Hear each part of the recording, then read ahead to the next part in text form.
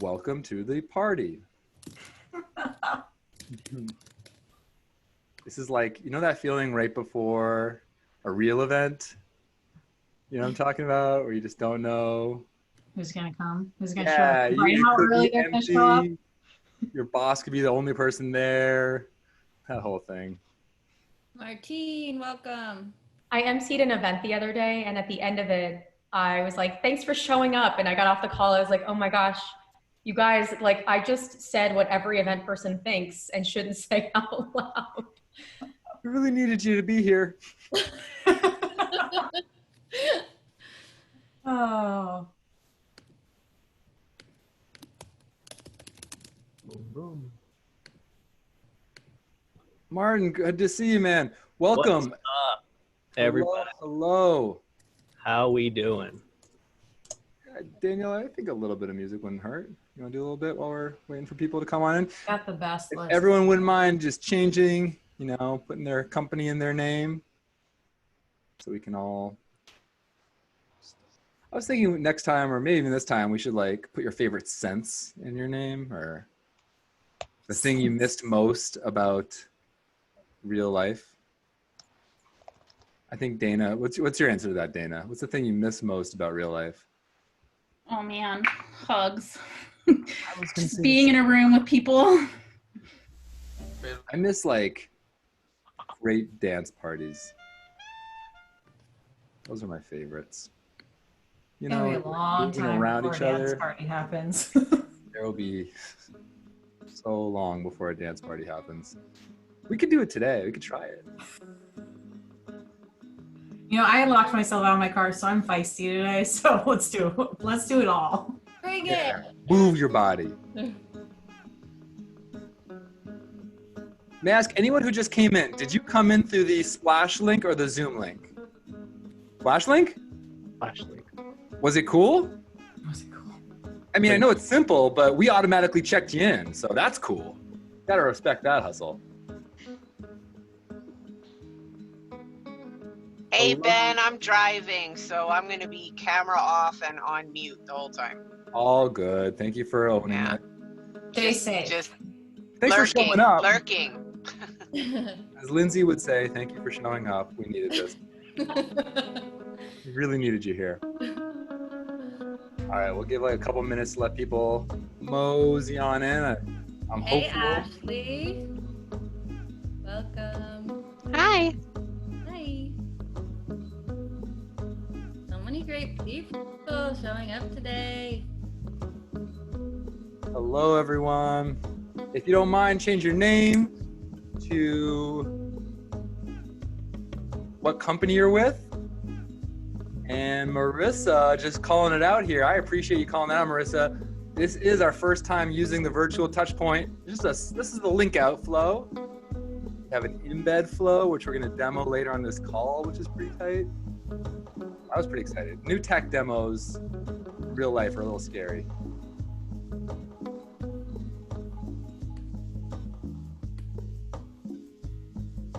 And while we're hanging out here, if anyone's in the mood to just write in, after you've updated your name with your company, let's just light up the chat a little bit with the thing you miss most about real life events. Caitlin Teed, I'm looking at you here. I feel like Free booze. hugs, agreed.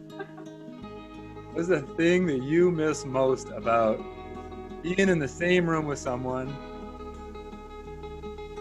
I miss music, Rich. I miss music festivals so much. Rave Daddy. That's what they called me back in the day. After I had a kid. All right, everyone. If you don't mind, change your name to include your company, just so we know who you are and where you're coming to us from. Hello, Sarah Shuey is here in the building.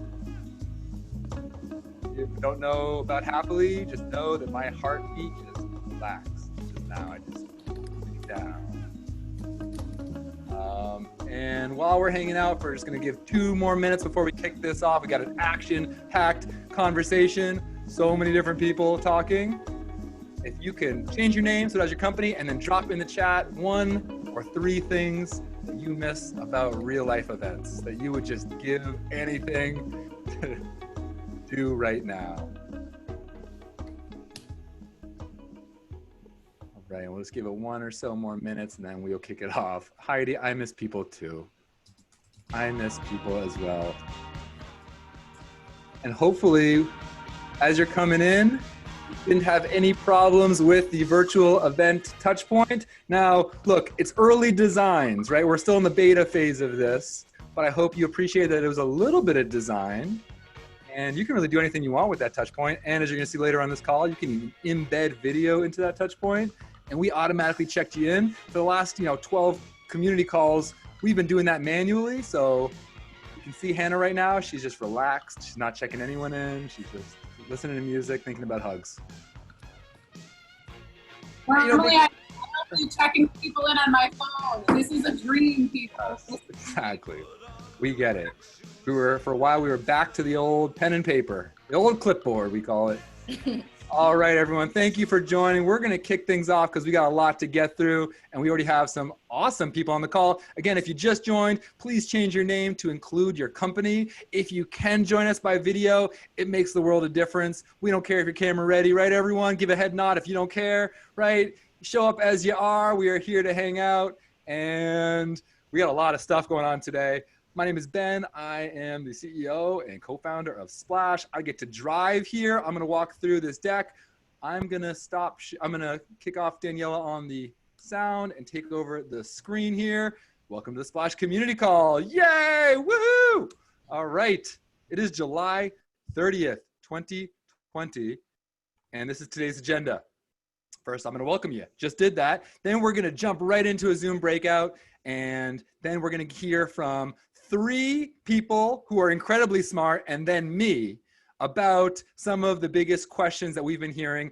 We've been meeting over and over again, and we've tried to surface up the most important questions and asked the smartest people we know to talk to us about it. And I'll give an intro to that once we come back from our breakouts. So this is the breakout prompt, and we just want to kind of get the juices flowing. What is the most creative thing you have seen or done yourself in a virtual event? And if you can't think of anything, that's okay too. Joy, let's just do the breakouts right off the bat. We're only gonna have 5 minutes.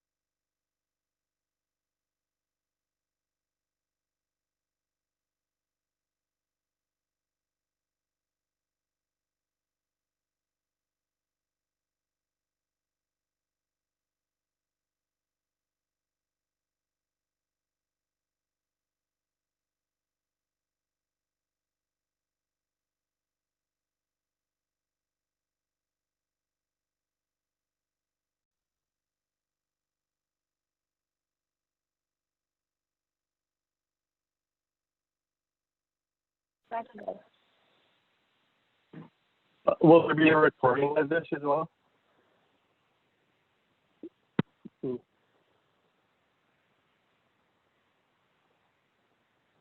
Hello, everyone. Welcome back. I hope everyone had a really, really interesting conversation. Since we just came back, we'll let people in as we go here. Just since you just came back, could everyone just drop into the chat something they thought of, anything that they said or heard or they thought was smart? Let's just do some quick sharing. And I'm gonna gear up on the deck, and we're gonna, get that chat going. Light up the chat. Plants. Ooh, plants are fun. I said nowhere.app.com. That was really cool. Keep that going, and let's kick this off. Speaking of standing out, that was the first thing that we heard from our community, that people wanted to stand out. And in that vein, we asked somebody that just can't help but not stand out. I am talking about the myth, the legend, Dana Paik. Dana used to run events for Envision and Tableau, and now she is an independent event strategist. Just when quarantine first started happening, she created a huge fundraiser on Twitch. First person I saw who did anything on Twitch, and so she knows how to get a lot of attention. So let's talk about getting attention, Dana. Dana, are you there? I'm here. I'm ready. Let's do it. All right, I'll do slides. Right. You do voice. All right, you can go ahead and switch slides. But first, thanks for having me. Splash, thanks for bringing this community together. You know, in the last 5 months, it's pretty hard to believe it's been about 5 months we've been in quarantine. I've helped produce about 5 different programs. So today I'm going to share with you some of the lessons I've learned from doing that and how we disrupt ho-hum virtual programming and making it more of a heck yeah experience for your attendees. Next slide, Ben. So this really is about getting a signal from the noise. I'm going to focus on 3 things you can do, really focusing on programming. I'm going to talk really, really fast to you because I don't have a bunch of time. But the first of these is designing with empathy. What does that mean? How does that practically and tactically show up in your programs? The next is how can you celebrate what's unique about your community, and how can you elevate that in your program? And then lastly, it's, people say breaking out of Zoom hell. It's not really Zoom that's the problem. It's more of the formats of your presentation. So what are some creative formats that you can do to help your event stand out? Okay, next slide. Diving first into designing with empathy. As we know, empathy is having awareness for other people's feelings, concerns, and needs. This really hasn't changed in the last 5 months from what I'm finding, that people really want and need conversation, connection, and community. But this is set against the backdrop of real life. I'm a working mom. I have kids home from school right now, found out they're going to be online next year. A lot of people are in that situation. I just got a new puppy. He might make an appearance here. I got to deal with him. Working side by side, your spouse, your roommates, not to mention the demands of your job, not to mention your mental state, hour to hour, day to day. So what do you do when you take all of that into consideration and you're designing your programs? Well, the first, switch slides, Ben. Together with Marcus White, who's on the call, and his team at MCW Events, we helped produce StreamAid. What I learned back in March 28th, in fact, is that we are, and you've been hearing this now more and more, we're really producing television programs, right? And what's important to grab people's attention against all those things they're fighting with at home is pacing and tempo and variety. So shorter segments, more of them, make this really compelling, keep the variety up to keep them engaged. Next slide. Next one here is a program I did called Confab. This is for a UX content strategy. This was 3 days, over 10 hours of each day, but hear me out here, it was 6 hours of programming with 4 hours of breaks in between. Sounds bananas, but what people need is relief. How did we know that? We didn't guess what people needed. We asked them what they wanted in their program. So when you're thinking about designing with empathy, you don't have to guess at this. Ask your audience what they need and what will help them keep them engaged. So when we were dark in those 4 hours with content, we did have a live DJ that kept energy up, and surprisingly, everybody kept him on when they were working, checking email, or feeding the kids, or swapping out laundry. The other thing that the long breaks were able to do is that we had small moderated group discussions that were part of our live programming. These were pretty prescriptive. We predetermined what those topics were, but people wanted to just talk to each other. So in those long breaks, they spun up their own small moderated group discussions. In addition to that, we had video on demand library. Not anything super new, but what was different is we pre-recorded all of our long format conversations that were supposed to take place in real life in Minneapolis. We released those the first day of the live program, and then we repurposed all of those speakers to do more conversational formats. So roundtable discussions, Q&A discussions, small moderated groups that I talked about. We also repurposed them for fun things like pet shows and a variety show, so they were contestants and judges.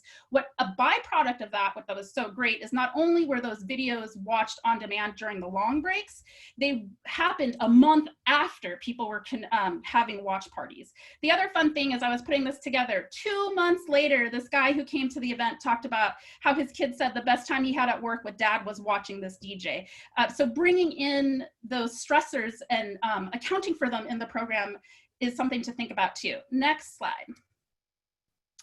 Another event I helped do was GitHub Satellite, and the deal here is inject some fun. When people want relief in the agenda from all the content too, they also want relief from reality. So don't take yourself too seriously. I don't have a lot of time to go into the keynote. I can send the link, but this guy just had a little fun, not just boring sage on stage talk.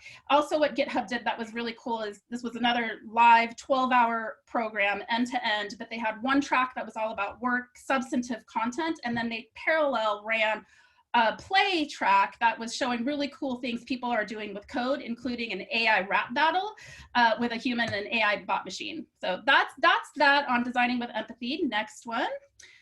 Really quick, so how do you celebrate what's unique about your community? For Confab, that was cake.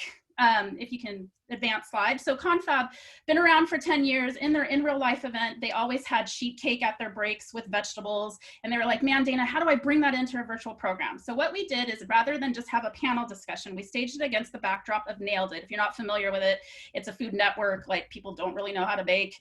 We obviously didn't have time to really bake a cake, so they decorated it as they were getting questions asked. When we put this on social, what was really cool about this is the community stepped up. So somebody in San Francisco was like, hey, if you're in San Francisco, give me your address. She bakes a cake. She sends out slices of cake to everybody in the community. Didn't cost the organizer any money, and it was such a great thing for the community to do. What I don't have a picture of is other people just baked cakes at home and were sharing pictures on Slack and played along with Nailed It. So that's another thing. Find what's really unique about your community and celebrate it and bring it through. Doubling down on this idea on creative formats, drew inspiration for one of my clients recently from Hot Ones. If you're not familiar with Hot Ones, it's a YouTube web series where this guy interviews celebrities, athletes, movie stars, etc. And as he's asking them questions, they're eating increasingly hot wings. And as you can imagine, it starts to devolve pretty quickly and it's pretty hysterical. Next slide. My clients is a company called Four Kitchens. They're in web development. They sponsored DrupalCon. So they were talking about their product Emulsify, which is a design systems product. So rather than just have traditional panel discussion, they ripped off of Hot Ones. If you go to the next slide, what was really great about this is this guy on the right was like, I hate hot sauce. Please don't make me do this. Can we do like sweet tea? Can we do sour candy? And his team was like, it's not going to land the same way. So he really stepped up. He had a hard time doing this, but it was entertaining. It was informative. They got their key messages across about Emulsify. The chat lit up. Their social lit up. They got inquiries for one-on-one demos, and they're building a whole program around Hot Ones now. So takeaway there, back in the day, right before COVID hit, we might have found our inspiration on Instagram. Now I invite you to find it on game shows, late night shows, morning shows, old time shows, anything that will help you tell your story, get your message across at the right time to the right people in fun and engaging format. That's really gonna help you stand out. And now I'm at the end. So Poncho, my puppy who didn't come up, he's my new guy at home. He didn't come and interrupt. Thank you, Poncho, but he and I both thank you for your time today. You can hit me up on Twitter. You can hit me up on LinkedIn. DMs are open. I know I talked really fast, but if you have questions, let me know. And good luck to you guys out there. Have a lot of fun. Can we all give some sizzle fingers and light up the chat? Thank you, Dana. Really great. Man, I'm definitely in the camp of not being the hot sauce guy, so I feel that pain. All right, we're gonna keep on moving, and I'm up next, so I'm just gonna take over the reins here. So that was how to stand out. Another big question that we kept on receiving was, how do I build and how do I think about virtual event technology? So I put together a little presentation here, and I'm gonna walk you through my perspective and the Splash perspective on virtual event tech. Of course, when the quarantine started, our community started compiling a list. If you haven't seen it, I can send it out to you. And really, this segment is meant to be a synthesis of what we learned. And I tried to only include products that I've investigated or demoed personally. And forgive me if I've simplified or misbucketed or oversimplified product value props here. I tried my best, and there's a lot of overlap, and I'm gonna try to be simple here. But big thanks to a lot of people on this call who helped compile this list and give their feedback. All right, here we go. So first things, we've heard a lot of things from a lot of people, but these three statements have come across our desk over and over again. Number one, I want to create a differentiated attendee experience. Number two, I need my brand to be consistent throughout the entire event, and I need my data to be connected to the event and the rest of the marketing stack. And number three, at least so far, none of the dozens or even hundreds of virtual event platforms are perfect yet, which says to me we've got a lot of opportunity for upside, even though there are a ton, as you'll see, of great platforms to be used. And I'm going to go through a whole bunch of platforms, and I promise you're going to get this deck afterwards, but just so you can start to bucket it, I find it's helpful to think to bucket these softwares in three different buckets. There's applications and platforms, which are kind of more end-to-end solutions. I found that there's a lot of technologies that are underlying and point solutions. And then there are service providers and producers. And so I'm going to spend my time here talking about the top two and not the last one, although I will say that if you are using complex tech and it's an important event, definitely an important idea to bring on somebody who knows what they're doing, hashtag happily. Okay, here we go.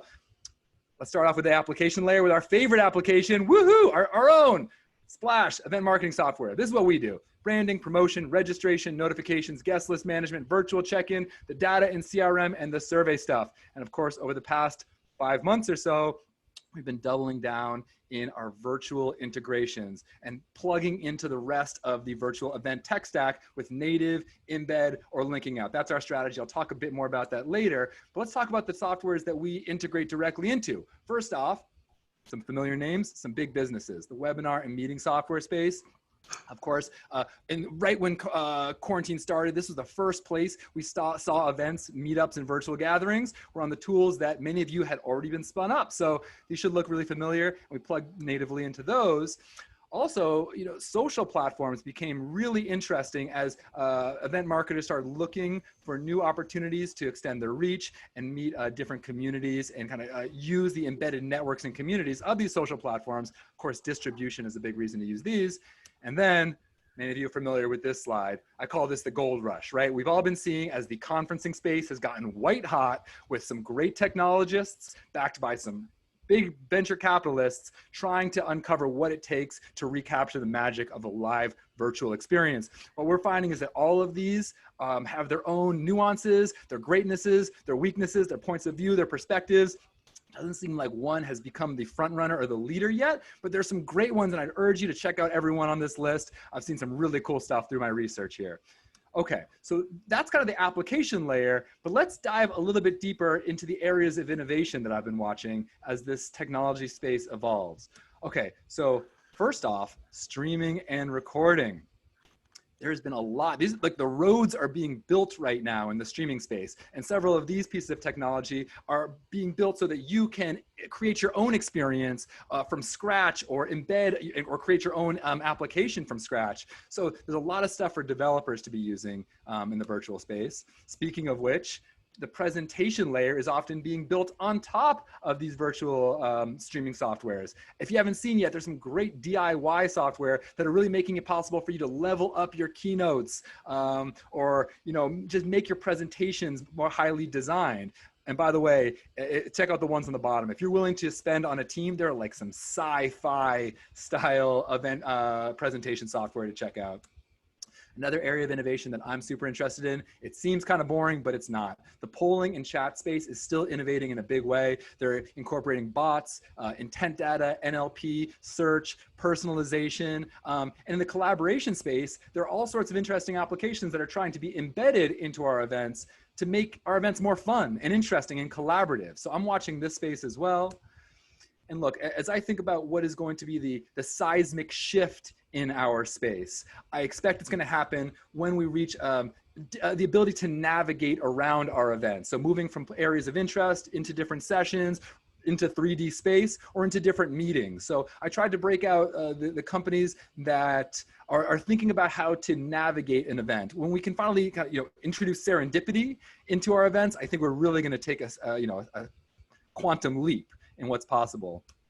And lastly, one thing I'm keeping an eye on is distribution. Of course, if you can create the best event, but if you don't fill it with the right people, it doesn't work. So there are a bunch of technologies out there that are helping you fill the room. And what I will say is that I'm seeing is more and more event marketers are doubling down on becoming great at paid acquisition and demand generation. Okay, by the way, again, I'm gonna make sure you have all these slides at the end of this presentation, but before I move on, let me just talk quickly about how we're thinking about it at Splash. Because what I just showed you was a lot, and our goal here at Splash is to simplify this down and make events easy. So we approach this problem by trying to solve just two major challenges that we heard from you. Challenge number one, the data gap. You know, this is a great quote from a VC. He said, because marketers can learn from every interaction at an event now, the novel data from virtual events empowers marketers to serve customers better. But we asked the question, are we capturing the right data? Are we collecting it? Are we syncing it? Where does the data live? So that was challenge number one, the data gap. And challenge number two, the attention gap. I think as early as like last week, Trust Radius put out this study that said that the average person gets close to as many as 5 times as many webinar invitations as webinars they actually attend. I thought that was a good piece of framework. The question that we want to ask is, how do you convey to your attendees that your event should be that 1 in 5 experience? And so this is how we're going at it here at Splash.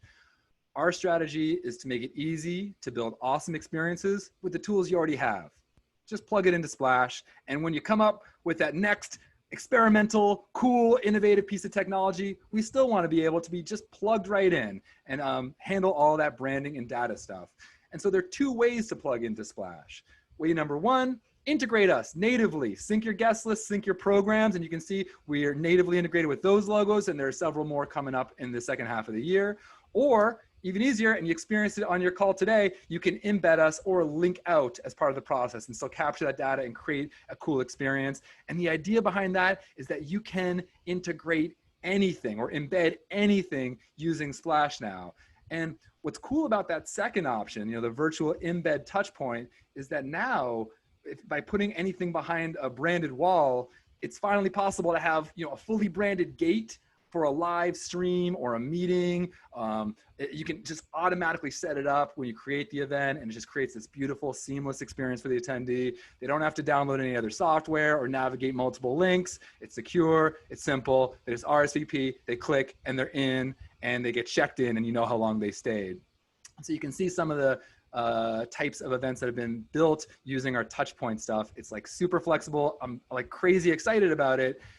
And before I end here, you might have noticed that I haven't talked about one thing yet, and that is on demand. How do you extend your content past the event? And the reason that I haven't talked about that is because I got to open up my chat here. I actually did it live. The conversation that I just did, the presentation I just did, is on an on-demand page, ready to go. Here, I'm going to click this link and drag it over here. You can see on my screen, hopefully this loads. You can go, if you wanted to capture all those cool company ideas, go check it out. I embedded this last night at like 2 a.m. on an on-demand page, and you can screenshot and check out all those links. So I dropped that in the chat. I'll drop it in the Slack. And that was a lot. I think I nailed it on time. Cool? Are we good? Everyone heard that? Captured everything? Cool. Vanessa gave me a thumbs up. I must have done okay. All right. So then without further ado, let's get right back into it. I'm going to introduce my homie. This is from way back. Lindsay McKenna, are you there live and in person? I'm here. Lindsay was, what did you do at Buddy Media, Lindsay? Oh man, so I was at Salesforce for about 5 to 7 years, and I did field marketing and executive experiences, and then I moved over to Yext about 5 years ago and created the entire event strategy for the company. Wow. So. And now what are you doing? Yeah, tell us what your title is now. What are you doing? Yeah, so I'm the VP of Revenue Marketing at Yext, which is a B2B software company headquartered in New York, and my team is responsible for every internal, external event, whether it be a holiday party or President's Club, to our field marketing programs, our third-party sponsorships, and our user conference. So a nice, healthy buffet of events, I guess you could say. Amazing. Well, kick us off here. Let's hear from you and talk to us about the virtual event ROI, our third question that was asked over and over again in all of our conversations. Sure. So I will try to match your energy with mine when I talk about ROI. But if you want to go to the first slide. So as I was talking to Daniela about, you could go to the second one, Daniela about this, one of the things that I was thinking about is when, I don't know about you, but when events and everything kind of came to a halt, everybody wanted to invent everything from scratch and completely transform the event industry. And we are definitely going through a transformative shift in the way that we take our in-person events to digital experiences. But I think the fundamental thing to think about is that we need to stick to what we know.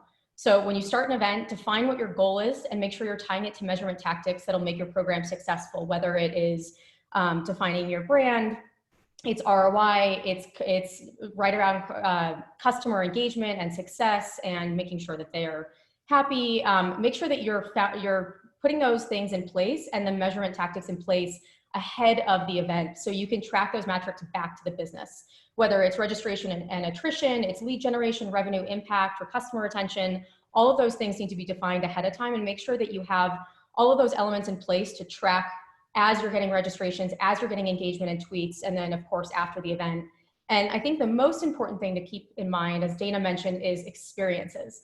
Our environment has changed. Someone recently said to me, we legally can't do what we used to do, right? We can't do in-person events.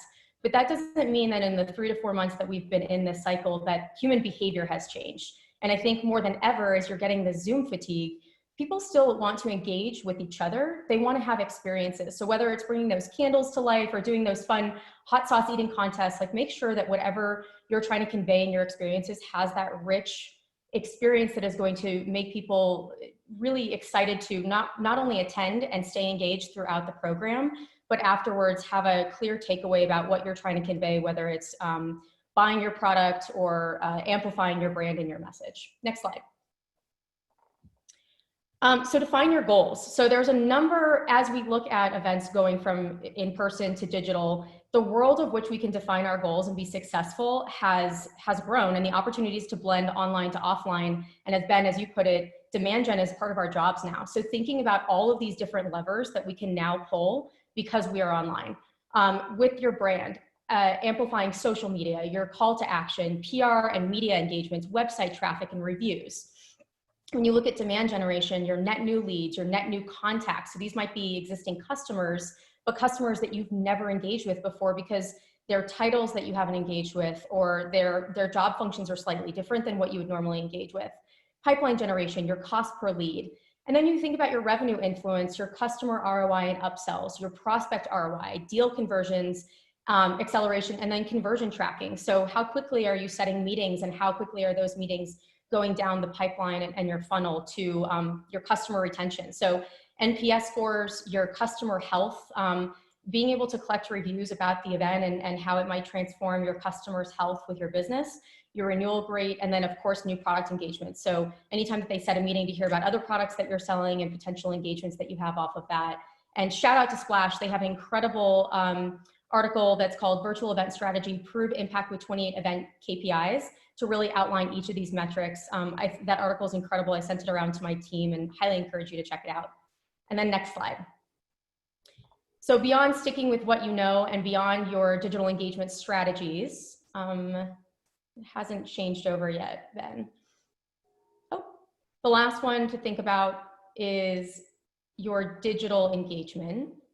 So as I mentioned, as you're taking your beloved physical experiences into the digital, a couple things to think about and add to your strategy. So you're really taking the idea of in-person events with experiences and things like registration to attendees actually showing up on site, the feedback that they're giving, the touch, taste, smell, the whole experience with something like a webinar. So measure every type of event promotion that you're doing.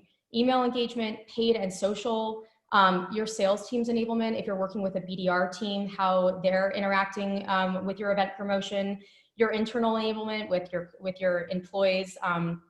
Beyond that, co-branded partnerships. So are there other companies that you can work with to send out emails on your behalf? Are there companies that can come in and actually invest those resources with you?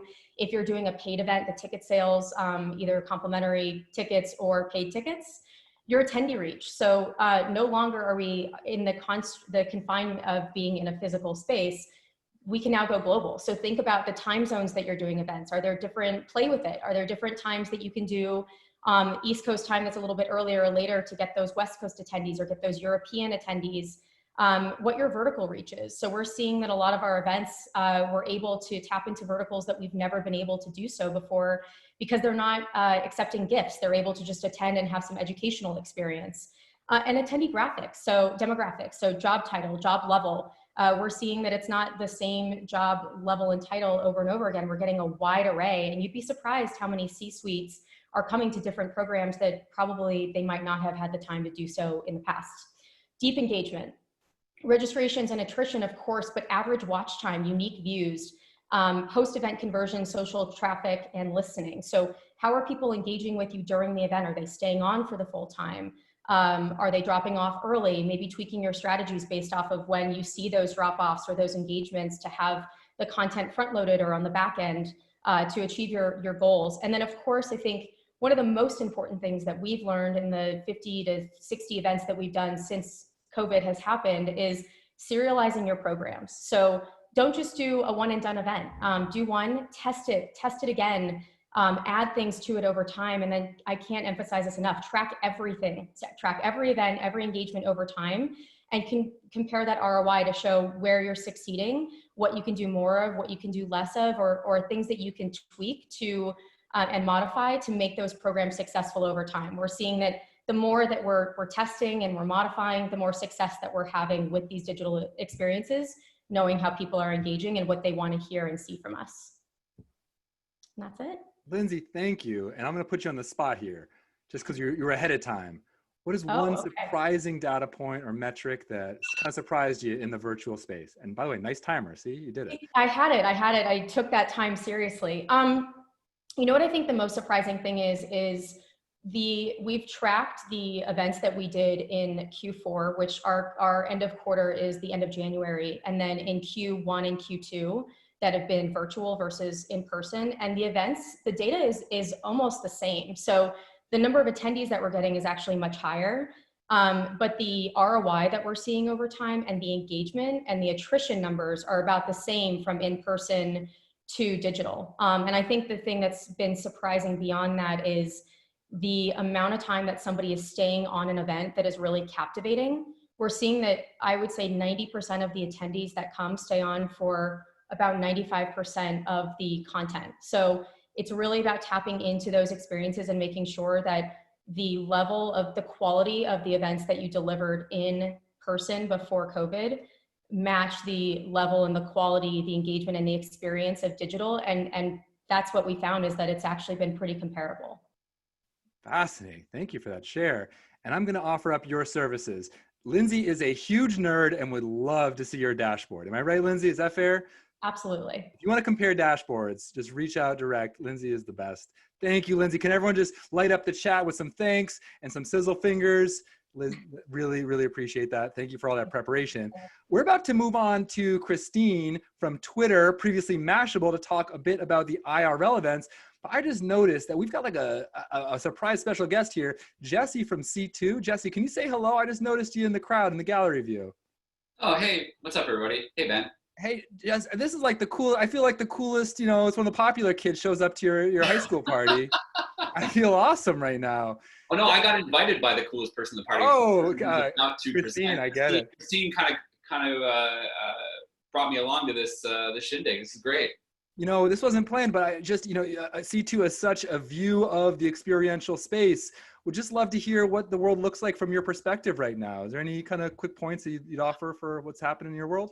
Well, I'm going to try to be brief because everyone's been so good with their time and I'm not known for brevity, but it has been a complicated time like everybody. And the thing that C2 has been doing as much thinking about is that if everyone's switching to digital and C2 is obviously going that way, what can we add to the cacophony, right? And we're known, and I think, you know, what we're proud of is the fact that people see C2 as this really extraordinary experience that's really built on collaboration and creating these experiences for community. How are we, what can we translate to the online world that is going to be able to deliver on that promise? I don't think we've nailed it. And so a big part of that for us has been really trying to bring people together like you do, Ben, to have conversations, to understand what's important to people and to figure out how we can do that work. And so we started a series of digital events that are more on the basic side about doing some really great content. We call C2 Conversations, and we're sort of planning to continue that into the fall. But really right now it's about understanding that we're trying to figure out where we fit in that place, and then figuring out how to. I think everyone here hears you. I'm curious, you've got some incredible event marketers on the call right now. Is there a good way for us to get involved in your organization and help support that mission? It's a really important one. You know what? That's incredibly kind of you, Ben. While I don't have something definitive right now, but we have a program that we've run at C2 for a little while that Christine's aware of, called the Creative Leader Circle. That's actually our attempt to bring together minds in the event space and in experience marketing to really kind of talk about the future. And it's been something we've been running for the last couple of years, but now it's, now this is the best time to get there and have this conversation. So our plan is to have do a virtual event with that focus, and to invite all of y'all to that sometime this fall as part of C2's programming in the fall. So I'll have a little bit more information about that. Please do reach out. We'd love to support. I think I speak for all the 85 people on this call that we got the brightest minds in the event space, certainly in corporate, and we just love to support what you're doing there. It's so cool. And we'll be back. We'll all be back in real life. The pheromones are real. We will come back together. I have no doubt. I love it. I love it. Thank you, Ben. I really appreciate that. Yeah, Jesse, thanks for showing up here. It's really cool to meet you. And Christine, are you ready for us? Christine Yap Jones? Yeah, I'm ready. I'm ready. I have like the worst topic though. You have a tough topic, everyone, but this is a topic we're all thinking about. We should be thinking about. We got to get ahead of this topic. We will be back, as I said. So Christine, take us away here. And just in case you think about ducking out early, we got a surprise performance at the end of the call here. So don't leave too fast. All right, Christine, to you. All right. My name's Christine. I'm from Twitter, or if you knew me at Mashable, I was also at Mashable. I don't think Ben will ever let that die. Ben and the Splash team asked me to talk about events in real life, which is funny because Twitter, along with a lot of other like tech companies, is extremely conservative. So I was like, and I also sit on the COVID task force at my company, and I was like, I don't think anybody's going to want me to talk about this, because when I talk about events in real life, I'm thinking like post-June of next year, and I will be talking about that. But like Ben said, I do absolutely believe events are coming back. I don't think they're coming back until next summer, but like they're going to come back. They're going to come back in full force.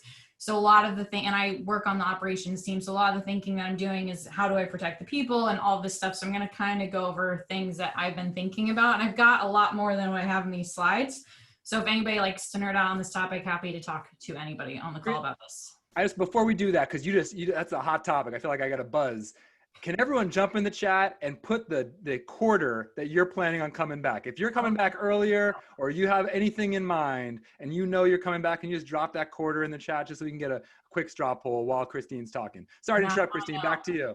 No, I want to know when everybody's coming back. Hot topic here. Here we go. All right, so go to next slide, and probably the next one after that, because it's just a holding slide. Yeah. So to go back, and the thing that Twitter always thinks about first and foremost is two things: physical health and safety, and mental health. So can we keep our people safe? But not just our people, we want to keep all of those around us safe as well. So we're constantly thinking about, is there viable and instant testing? But as you guys know, like testing is also a concern because of privacy concerns. So there's so much to think about. Like, can I test someone? It's not just like, oh yeah, that's an easy thing. You've got to think about all the privacy concerns around that.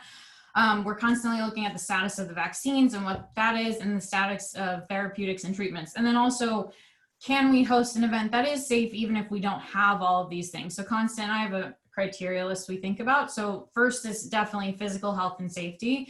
And then the other thing that we always think about is mental health. So even if you think you can do it, whether it's 6 feet apart or at some kind of distance, or it's outside and you think it can be safe, not everybody's mentally there, and not everybody even wants to raise their hand and say that they're not there, because you're still going to have a huge contingency of people that aren't going to feel comfortable going. And I posted on my LinkedIn, it was not for me, it was somebody else.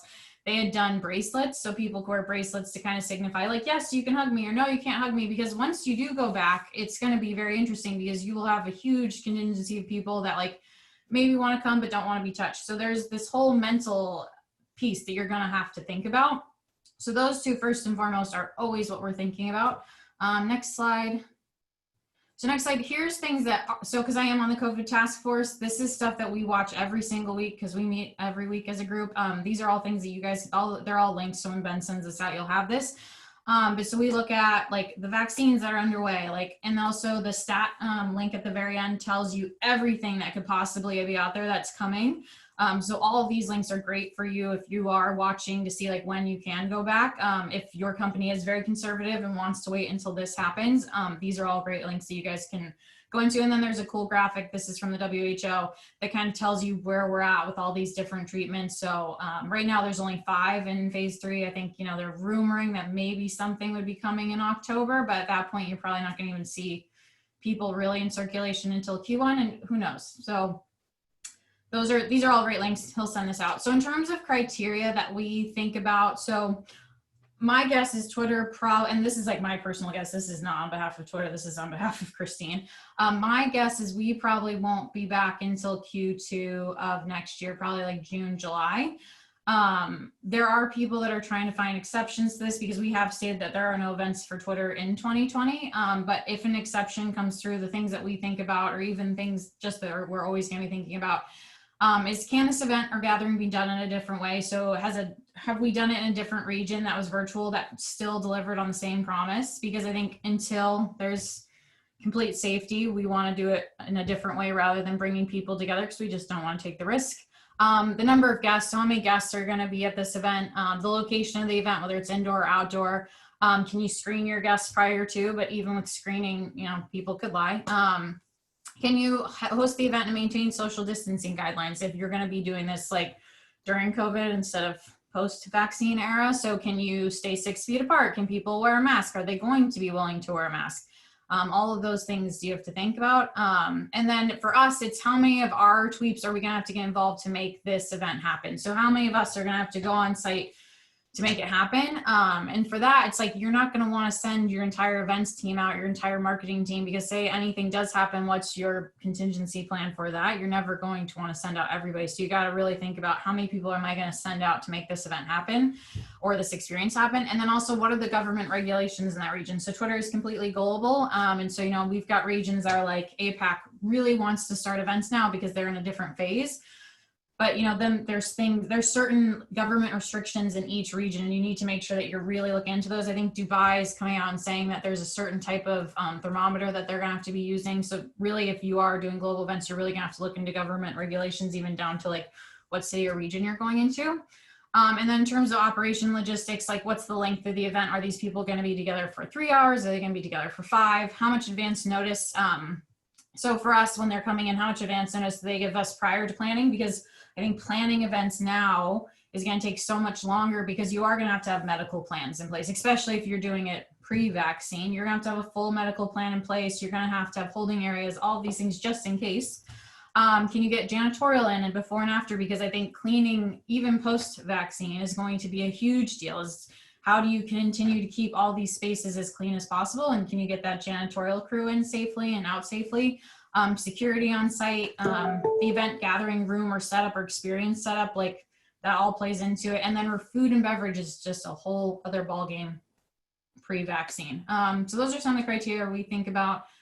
Next slide. So in terms of scenario planning, we aren't probably going to see an event until next July, but we've been thinking about every event next year, but we do for every event, we're doing 3 different scenarios. So we're doing in person, we're doing a hybrid, and we're doing virtual, because we believe that, like, even if, say, we do think something's going to be in person, there's always a chance something could happen. We're going to have to make it hybrid, or we're going to have to go fully virtual. So we want to make sure that we have all of those scenarios planned out in advance. So we're planning for all 3 of those.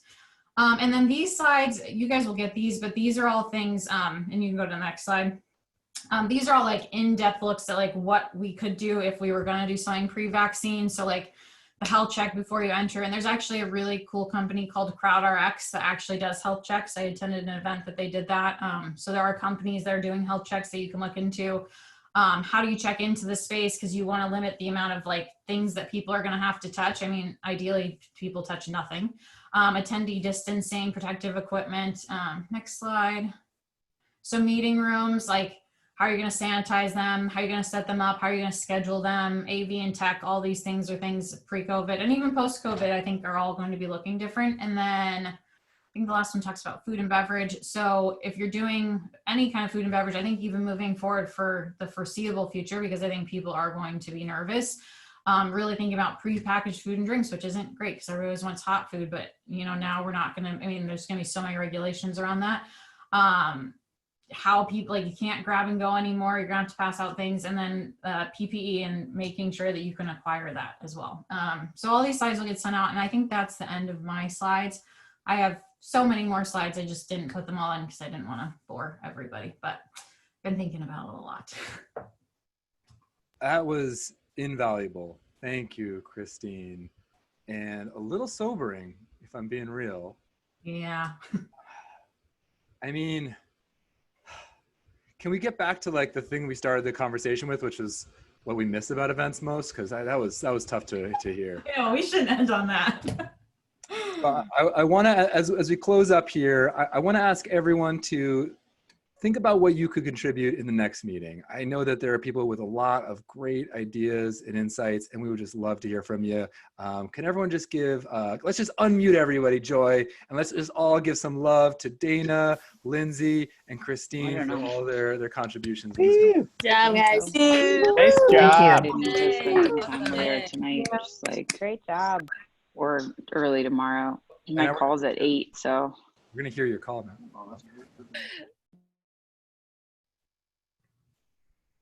Okay. All right. And then, I'll moderate. If you could jump in the chat, before we do our kind of last performance here, is there anything you need or anything you want to announce? I can do it for you. Just drop it in the chat right now, and I can call on you if you want to raise your hand. Is there anything that you need support with? And I would also, just as we're waiting for it, jump in the Slack. It's been really interesting in our Slack channel. Learned a lot about virtual tech. We'll follow up with these slides. And let us know here at Splash. We try so hard to work on these and make sure we're meeting your needs. So if you have any questions for our next one, please do reach out and let us know. And without further ado, it seems like I'll keep an eye for it, and we'll drop that. We'll drop the deck in the Slack channel. But right now we have a special performance by a group called Acute Inflections. It is Sadiki and Eliasia, who are a velvety mix of like Erykah Badu and Billie Holiday paired with the cool grooves of a 007 on bass.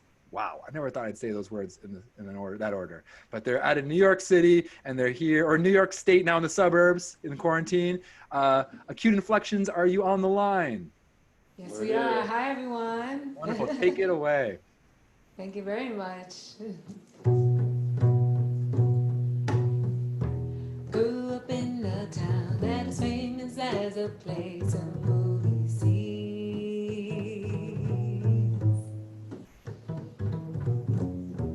Noise is always loud, there are sirens all around, and the streets are mean.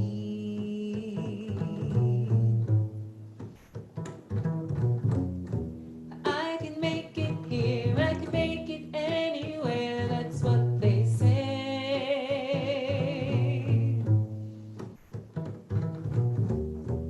See my face in lights, and my name's a monkey's found down on Broadway.